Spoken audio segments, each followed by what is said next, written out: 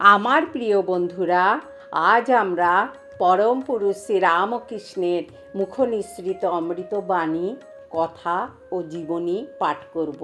যদি আপনাদের ভালো লাগে তবে একটা লাইক, কমেন্ট ও সাবস্ক্রাইব করে দেবেন।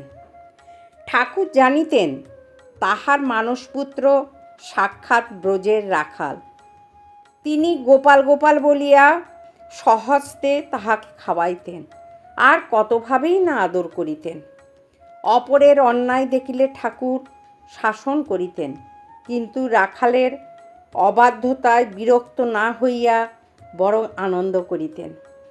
একদিন আহারের পর ঠাকুর বলিলেন, ওরে রাখাল, পান সাজ না, পান নেই যে। মানসপুত্র উত্তর দিলেন, পান সাজতে জানি নে। সে কি রে, পান সাজবি তার আবার জানাজানি কি? যা পান সেজে আন। পারব না মশাই। জবাব শুনিয়া ঠাকুর হাসিয়া আকুল। এইরূপ সপ্রতিভ ব্যবহারে ঠাকুর বুঝিয়াছিলেন রাখাল সত্য সত্যই তাহাকে একান্ত আপনার বলিয়া গ্রহণ করিয়াছে। তাহার আচরণে কোনো কৃত্রিমতা নাই, আছে শুধু স্নেহসম্ভূত আবদার। কিন্তু এইরূপে ক্ষেত্রবিশেষে তাহার ব্যবহার ঠাকুরের কৌতুক উদ্দীপিত করিলেও রাখাল যে সততই শাসনের অতীত ছিলেন তাহা নহে।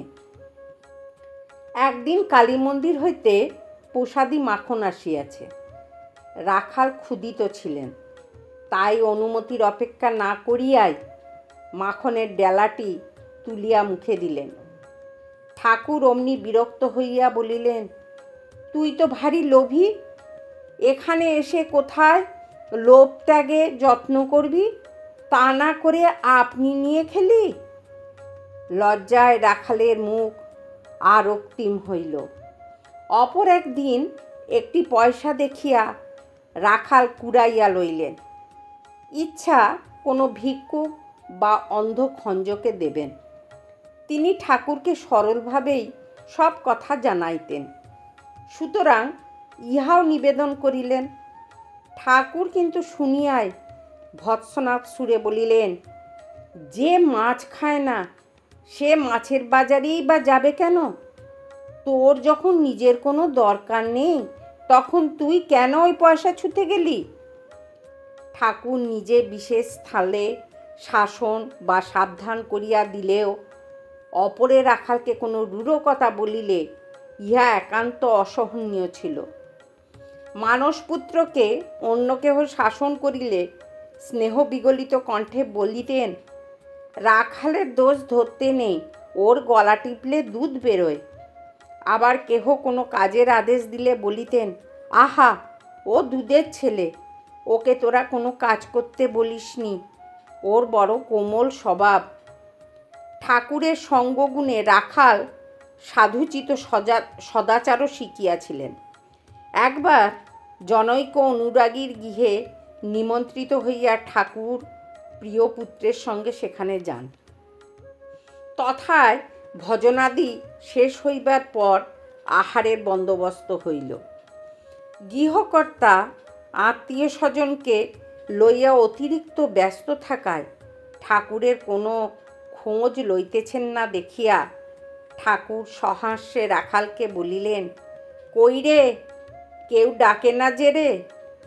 এইরূপ ব্যবহারে সম্ভ্রান্ত বংশ সম্ভূত রাখাল অপমান বোধ করিয়া বিরক্তি সহকারে বলিলেন, মশাই চলে আসুন। ঠাকুরের নিকট কিন্তু মান অপমান সমান। তিনি সহাস্যে বলিলেন, আরে রোষ, গাড়ি ভাড়া 3 টাকা 2 আনা, কে দেবে? রোগ করলেই হয় না, পয়সা নেই আবার ফাঁকা রোগ, আর এত রাত্রে খাই কোথা? অগত্যা রাখাল নীরবে বসিয়া রইলেন। কিছুক্ষণ পরে আহারের আহ্বান আসিলে দেখা গেল যে বসিবার স্থান পূর্ব হইতে পূর্ণ হইয়া গিয়াছে। সুতরাং অতি কষ্টে একটা অপরিষ্কার স্থানে ঠাকুরকে বসানো হইল। আহার শেষে দক্ষিণেশ্বরে ফিরিবার পথে তিনি রাখালকে বুঝাইয়া বলিলেন যে গৃহস্থেরা অজ্ঞানবশত অনেক সময় সাধুর সহিত যথোচিত ব্যবহার করিতে পারে না। তবু সাধু তার দোষ না দেখিয়া কেবল কল্যাণ চিন্তাই করিবে। কিছু না খাইয়া আসিলে গৃহস্থের অমঙ্গল হয়। সাধুর ঐরূপ করিতে নাই, অত্যন্ত এক গ্লাস জল চাহিয়াও খাওয়া উচিত। ওই সময়ে তথায় আগত ভক্তগণ ধ্যান জপাদিতে রত থাকিতেন এবং আপন অনুভূতির কথা ঠাকুরে শ্রুতিগোচর করাইতেন। শুনিতে শুনিতে রাখালের আগ্রহ হইল তাহারও ঐরূপ অনুভূতি হোক। একদিন ঠাকুরের শ্রী অঙ্গে তৈলমর্দন করিতে করিতে ওই বিষয়ে ধরিয়া বসিলেন এবং ঠাকুর সম্মত হইতেছেন না দেখিয়া বারংবার অনুরোধ করিতে লাগিলেন।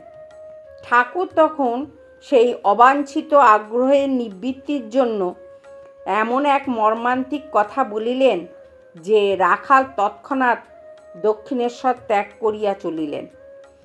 কিন্তু উদ্যানদ্বার অতিক্রমের সঙ্গে সঙ্গে সহসা তাহার চরণদ্বয় অবশ হইল। তিনি মৌন বিস্ময়ে বসিয়া পড়িলেন। এমন সময় ঠাকুরের নিকট হইতে রামলাল দাদা আসিয়া তাহাকে ডাকিলেন। অগত্যা তাহাকে ফিরিতে হইল। ঠাকুর তখন সকৌতুকে বলিলেন, কি গণ্ডি ছাড়িয়ে যেতে পারলি? সেই দিন বিকেলে আবার সান্ত্বনা দিয়ে বললেন, তুই রাগ করেছিলি, তোকে রাগালুম কেন? এর মানে আছে, ওষুধ ঠিক পড়বে বলে। পিলে মুখ তুললে পর মনসার পাতা টাতা দিতে হয়। আর একবার রাখাল দক্ষিণেশ্বর হইতে যাইতে উদ্যত হইয়াছিলেন। ওই বিষয়ে উল্লেখ করিয়া ঠাকুর অধর সেনের গৃহে তাহাকে বলিয়াছিলেন, এখানকার শ্রাবণ মাসের জল নয়, শ্রাবণ মাসের জল হুড়হুড় করে আসে আবার বেরিয়ে যায়। এখানে পাতাল ফোড়া শিব, বসানো শিব নয়। তুই রাগ করে দক্ষিণেশ্বর থেকে চলে এলি। আমি মাকে বললুম, মা এর অপরাধ নিসনি। বন্ধুরা, আজ এই পর্যন্ত। আবার আমরা আগামীকাল পড়ব। আপনারা শুনবেন, কিন্তু খুব ভালো লাগবে, মন প্রাণ আনন্দে পরিপূর্ণ হয়ে যাবে। জয় ঠাকুর, জয় মা, জয় স্বামীজি।